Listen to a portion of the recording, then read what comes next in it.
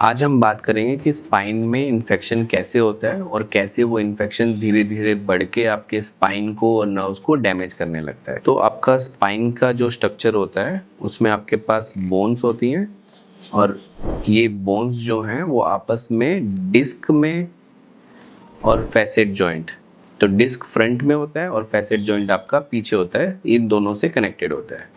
और इस स्पाइन को पूरा सपोर्ट करने के लिए आपके पास मसल्स होते हैं। तो स्पाइन की जो ब्लड सप्लाई होती है, वो ब्लड सप्लाई आपके स्पाइन में जो ऊपर और नीचे वाली बोन होती है, उसमें एक ही ब्लड आर्टरी जाती है जो उसको सप्लाई करती है।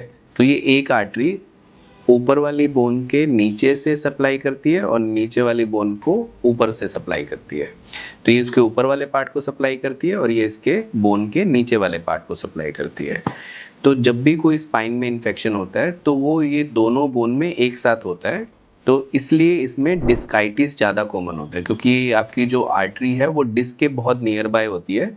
तो इन्फेक्शन जो ब्लड से जाता है वो स्पाइन के होते हुए आपके डिस्क को भी इन्वॉल्व कर लेता है। तो जैसे जैसे आपका इन्फेक्शन स्प्रेड होगा, वो ऊपर वाली वर्टिब्रा का नीचे वाला जो हाफ हिस्सा है उसको, डिस्क को और नीचे वाली बोन का ऊपर वाले पोर्शन को खाना स्टार्ट कर देता है।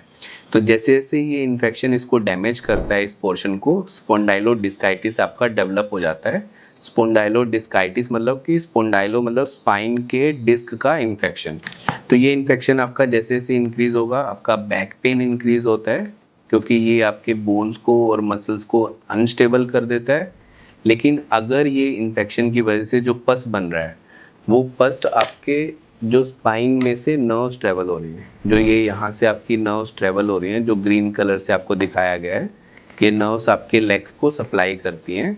अगर इन्फेक्शन या कलेक्शन आपके नर्व्स से के सराउंडिंग में भी आने लग जाएगा, तो उस कंडीशन में ये इन्फेक्शन आपके नर्व्स को डैमेज करेगा, उसको प्रेस करेगा, तो आपको पेन, बैक पेन के साथ साथ लेग पेन भी आने लग जाएगा।